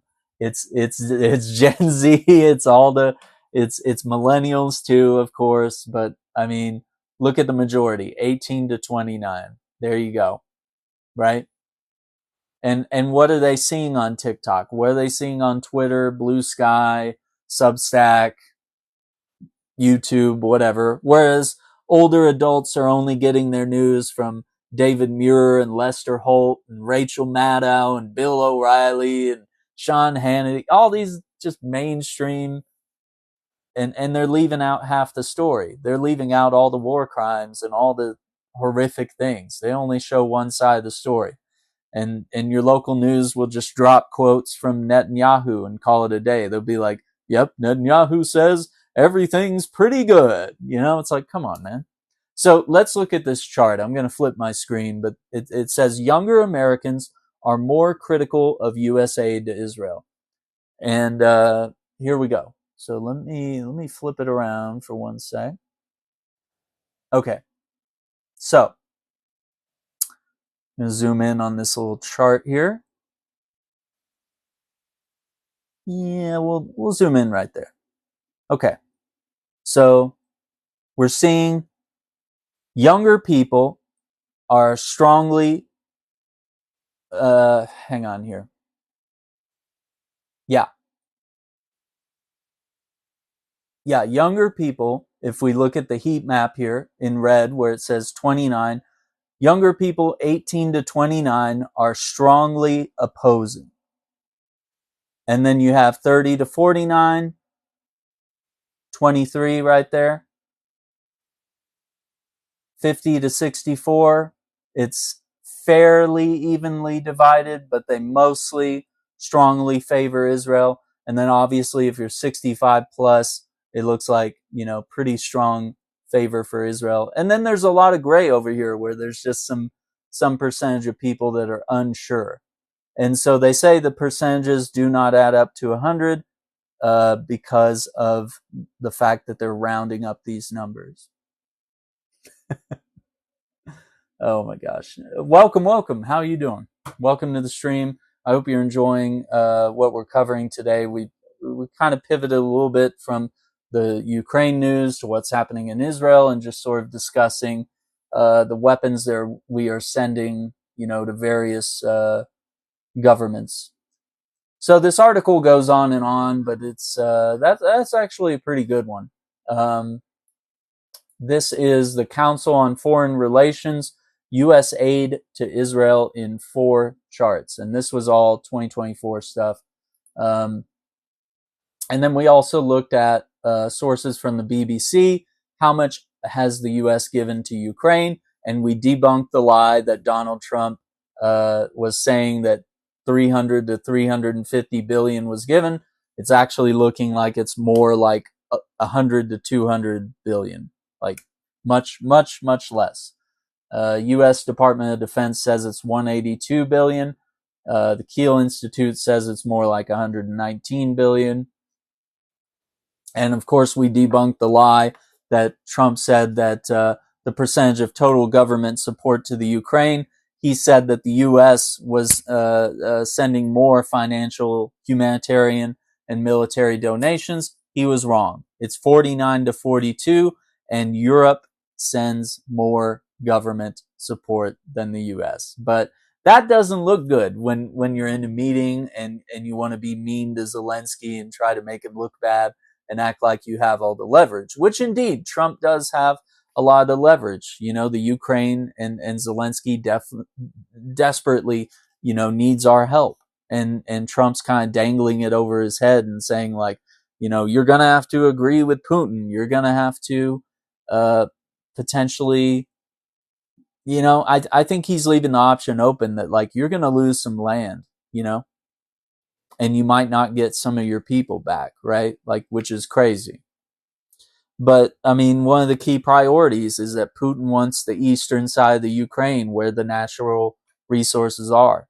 So if Trump lets him have that, Putin has some leverage there, and he could push all the way through the Ukraine, and Trump would be on his, his whole America First thing. Welcome. How you guys doing? Welcome. I can't do panels yet. This is only my second live stream on this account here. But I do have a gaming account, which is just Aaron Shack. And you can find me on YouTube as well, Aaron Shack Politics, or you could just do Aaron Shack and you'll find my gaming stuff where I try to not do as much politics there, but sometimes when we're talking about comic books and nerdy stuff, inevitably all art is inspired by politics and the world around us. So I want to bring up another thing, because what I was saying here with Trump and his reluctance to give aid to the Ukraine, it's all part of this whole America First thing. And, maybe some of you that have been around a little longer, we might not have anyone that's been around quite this long. But if you've heard of America First before, you realize that it probably doesn't work. So this is interesting.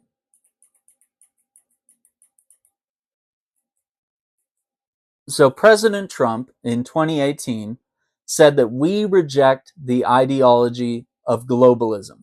He also said, why would we defend somebody?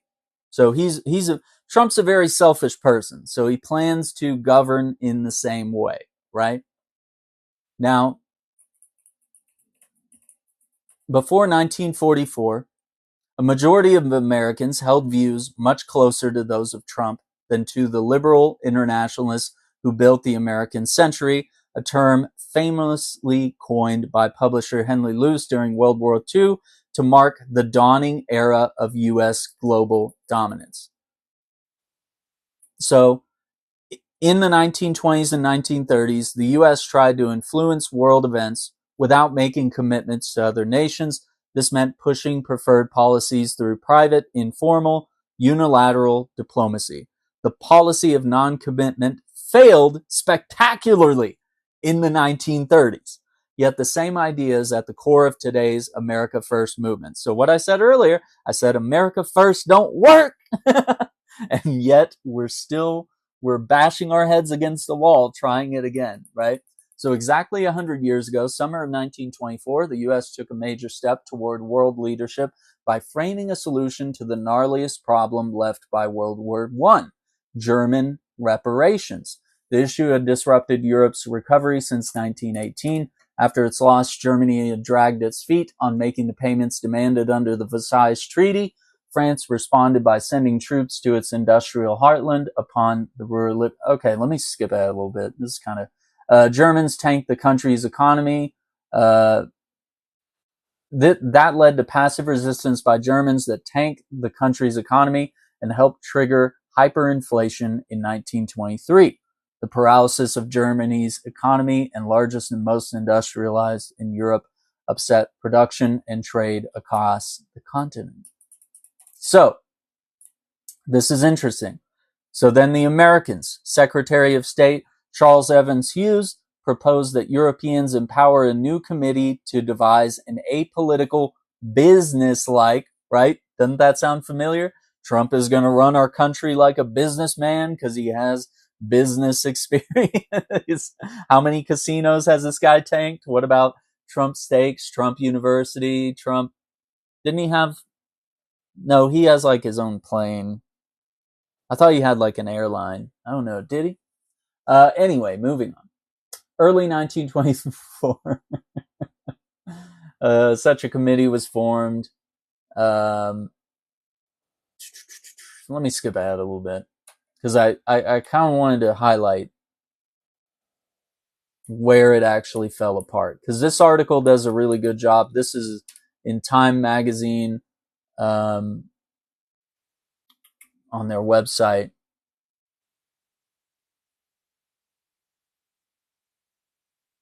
Yeah, here we go. Calvin Coolidge. Oh my God. Here we go. So, European leaders hoped that the Dawes Plan would mark Washington moving from unofficial help toward a new global role.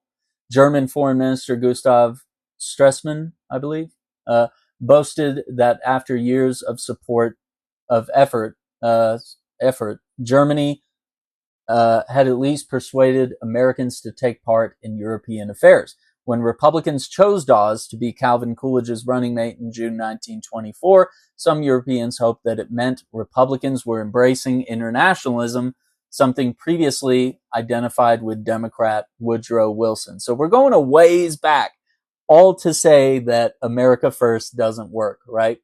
Europeans misjudged the mood across the Atlantic. Most Americans agreed with Coolidge that they should avoid involving themselves in the political controversies of Europe. And if you guys know what happens, isn't there something that happens in the 1930s and into the 40s? I kind of feel like there's a major world conflict that leads to the whole idea that America can't isolate itself from the rest of the world, right? So this Dawes Plan ended as the Great Depression began. Yikes. Not great, right? And then, of course, Japan's invasion of Manchuria, the rise of Adolf Hitler in Germany, made that Second World War likely. So it's almost like some of the decisions we made, post World War I led to World War II. I don't know if you've heard that in history class, but I remember being taught that. And I just thought it's so weird to have a sequel so close to the original, right? Like, oh my God.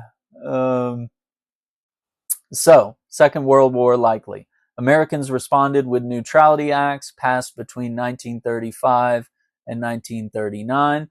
The laws embargoed trade with any nation at war and did not distinguish between democracies and dictatorships, aggressors and victims. Rather than work with other democracies to curb the growth of fascist power, the U.S. tried to continue the policies of the 1920s and go it alone. So that's your America First bullshit, okay? It's not working. It says literally the next sentence is this strategy failed. The legislation did nothing to prevent the outbreak of war, nor did it insulate the U.S. from the conflict. Because you know why? Okay. So in the 1920s and 30s, Americans lived in a nation with no formal allies, no mutual defense acts, pacts. So America was isolating itself, doing the whole America First thing, and it's not working out. And Trump's vision of America First repeats the errors of U.S. foreign policy before World War II. Trump tells an American public tired of foreign wars that the price of globalism is too high and takes aims at the sinews that bind the U.S. to its allies. As president, Trump pushed away allies like Justin Trudeau of Canada, Angela Merkel of Germany, and praised rivals, sometimes even Kim Jong-un and, of course, his best buddy Vladimir Putin. And I would also add that Israel is probably another authoritarian apartheid state. So Trump's hostility to NATO embodies this commitment problem, this idea that, we need to focus on America first and America only, forget about the rest of the world, let's be selfish, let's, I need to work on myself for a while. I can't see you anymore. So Trump's hostility with NATO embodies that problem, right? And he went further, claiming he told a major NATO ally that unless the country spent more on its own defense, he would tell Russia, that's obviously Ukraine, to do whatever the hell they want. So he was basically saying if Ukraine doesn't step it up, or if these other groups don't step it up, I'm just going to tell Russia to just invade the hell out of you guys, and that we're just going to let them do it, right? So Trump is impatient with nuances of diplomacy. His revival of America's legacy of non-commitment, however, is misguided. Looking back at the 1920s should remind us that globalism is not the default position of the American people, but also warn us against stepping away from global allies. If in a second Trump term, and this is kind of warning us of the second Trump term, America First crashes the American century, it would likely beget a world that is, in the words of historian Hal Brands, more vicious and chaotic. So this is an interesting article from Time, and the reason why I pulled to this article is because I want to explain that America First has been tried before. It doesn't work. It inevitably led to World War II, right? And we wanted to stay out of World War II. And keep in mind, nobody knew that the Holocaust was happening until the end of the war. It was only then that we discovered the concentration camps. And we saw the horrors that Germany was doing. We're seeing every day what's going on in Gaza and the West Bank. All you got to do is log on Twitter or TikTok. You can see what's going on. So we didn't know anything until, Pearl Harbor hit us, and then we were like, oh shit, I guess this America First thing isn't working. Maybe if we had been boycotting the fascists or just chose to fight in the war alongside our freaking allies, right? We could have avoided a lot of things, right? It's crazy. But history has led us to where we are, right? And a lot of people like to say that history doesn't necessarily repeat, but it tends to rhyme. It tends to be similar things, right? Like we're seeing a lot of people, put their hand to their chest and do the Nazi salute at CPAC. We're seeing the guy on TikTok with his wife, and the interviewer says, well, if it's not a Hitler salute, why don't you do it right now? And the husband's like, no. And then the wife's like, hits the chest and throws it out. Nazis are very emboldened right now, or Yahtzees, as we're supposed to call them. They're very emboldened right now, and they very well could be your next door neighbor or your favorite MAGA rat.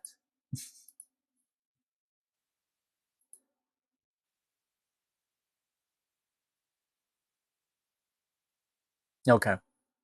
Um, but I think that kind of leads me full circle. I mean, we talked about Ukraine.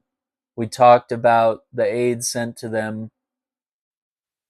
We compared that to how much aid is sent to Israel and how we keep sending aid to Israel despite international rights violations and human rights violations and the active genocide that's happening over there. And we made it clear that Netanyahu violates ceasefires. And even though Zelensky is negotiating for a ceasefire, he mentions to Trump that that's not enough. And Trump says, you're lucky to be getting what we're giving you. You should be thanking us. That's crazy. That's insane. To to be like, you got to bow down and kiss my ring, or we're not going to hook you up, man. That's crazy. They provoked. They wanted that fight. JD Vance was playing bad cop, and Trump was trying to play good cop for a little bit, but then they both started playing bad cop. And then I saw it for what it was, right? And I don't know, maybe we'll do a video where I react to the whole thing, but that's probably going to be next week. I got, tomorrow to be off and be free. Sunday I usually spend some time with family, but I might do some things, and I might do like one little stream here on Sunday, so I can get my 3 streams out of the way and start doing panels and stuff. I'd love to have guests come up and talk. And then, yeah, I don't know.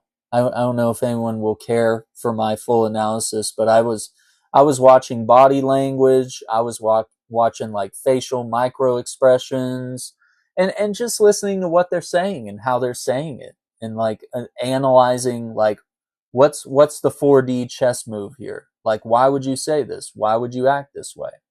You know, what's the move? It's that you didn't want this to go through. You don't want to give more aid to Ukraine. That's the real answer, right? To Trump. So that's kind of where we are. It's been a crazy day. I don't know. That's unprecedented. I'm ashamed of our leaders. I'm ashamed of our country, of what happened today. That's unlike anything I've ever seen.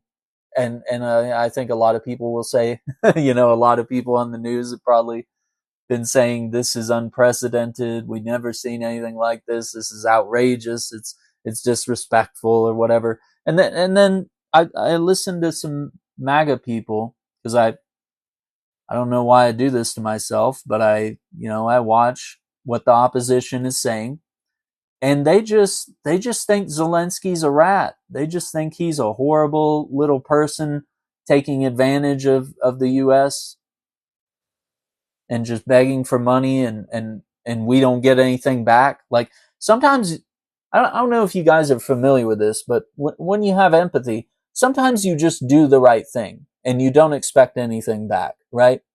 Could you imagine you see an old lady and you walk her, you put your arm, lock your arms and walk her across the street, right? You help her out and you walk her across the street. Could you imagine telling that old lady, all right, that'll be $50?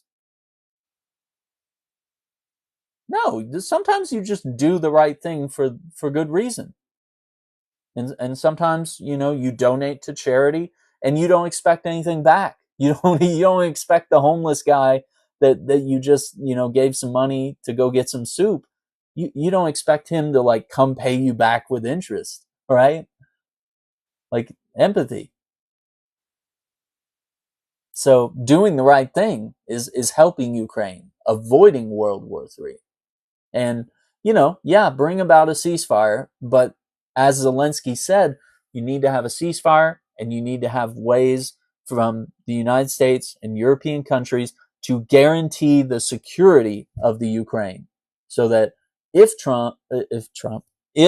Putin breaks the ceasefire, there will be consequences.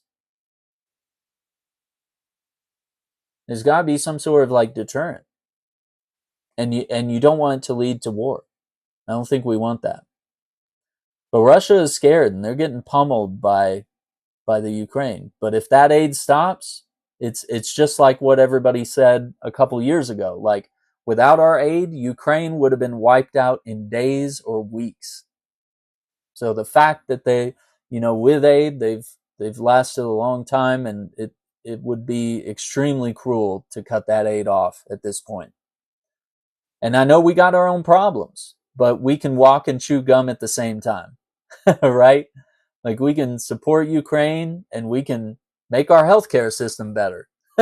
we, we can maybe not cut Medicaid. We can maybe not fire all the national park workers. We can maybe not fire all these federal employees. We could maybe not fire USAID, who, by the way, not only does USAID make sure that things like polio and measles and Ebola and COVID, they provide food around the world. All these countries that hate America, USAID goes into those countries to give them things that they need to maintain good relations. That's why it was made. We do spend a lot of time, BOMBing people and displacing people in our wars all around the world, right? And somebody's got to come in after and help them clean up. That's what USAID is, right? So there's a big reason for having that. So without that, how does the world perceive us? Selfish, cruel. Wow. Remember when Americans used to come and there was the one woman, I saw a video. This is kind of anecdotal, but it was a woman in South Africa, African American woman. And she said, with this clinic closed, we don't have access to abortion. We don't have access to women's health care. And the situation in Africa is a little different. It's not, if you don't have those clinics, people resort to different ways to do things. And it's the same in the United States. You start making it where abortions aren't legal, you start seeing more of the back alley stuff. And that's where people get in trouble. And that's where people end up unalived or they end up with serious health concerns. How do you think people got abortions back in the day? It was not good. There was a lot of that. It's scary. So we can walk and chew gum at the same time, guys. Okay? We can provide aid around the world. We can take care of ourselves. We can tax the rich. We can. Don't forget, the rich people had higher tax rates in the past, up until the Reagan era. And that's when all of a sudden we were like, should we really make billionaires and millionaires pay taxes? Nah, why not? Let's give them some loopholes. Make them pay nothing. Next to nothing, if anything. Right? Get rid of term limits in Congress. Get rid of gerrymandering. A lot of things. But term limits, it's a big one. Take it one day at a time. Educate yourself. Educate those around you. Talk to people. Stay informed. Vote in the midterms. Some folks don't even know what the midterms are or when they are. We got a responsibility at this point. The Republican Party is more mobilized than Democrats are. Okay? They got Joe Rogan now. We used to have Joe Rogan when Bernie Sanders was running in 2016. But when the Democrats sabotaged him at the DNC, we lost Joe Rogan. He could have been on our side this whole time, but we lost him. Okay? That's a big one to lose. I know we don't really tend to like him. I don't really enjoy him. But that power could have been really good. And they have a lot of voices over there that are very powerful that people listen to. Ben Shapiro, Jordan Peterson, you just name all these people. Just go through the list, right? Bill O'Reilly, Sean Hannity, whatever. All these people that just everybody loves, right? And what does the left have? We have Hassan. We have degens like Destiny and Ethan Klein. They're just, crazy Zionists, and, Destiny being sort of a sex fiend. And I mean, you have some, sort of left leaning news sources. You got David Pakman, you got Luke Beasley. You got a lot of, and of course you have all the guys here on TikTok. You got Harry Dean Parker, Chris Mowry. You got Isaiah Martin. I mean, you got people. You got people that are speaking loud, and of course we have some of the representatives and congresswomen, and senators. You got Bernie Sanders, you got Jasmine Crockett, you got AOC. I mean, you got like the squad. They've all been pretty emboldened and pretty loud, and then other Democrats have been really quiet. Gavin Newsom is starting a podcast where he's going to sit down with Democrats and Republicans alike. He's going to sit down with MAGA. He's going to sit down with some people and have those tough conversations. I'm excited to see how that pans out. I don't know. I don't know how to feel about it. But it's not that we need a left-leaning Joe Rogan. It's not that we need the African-American Joe Rogan, right? Like, it's not that we need the Arab Joe Rogan, okay? It's that we just need people, right? And we need to all work together, and we need to unite. And we're not all going to agree 100%. Like I said, there's going to be 1% discrepancies where somebody's going to be like, sorry, I can't boycott Starbucks. I love my mocha, and you can't hate them. And some people are going to be like, well, sorry, I want to play Hogwarts Legacy. Like, I'll fly the trans flag. I'll go to the protests. But, I've been waiting 20 years for Harry Potter, for a new Harry Potter game, right? So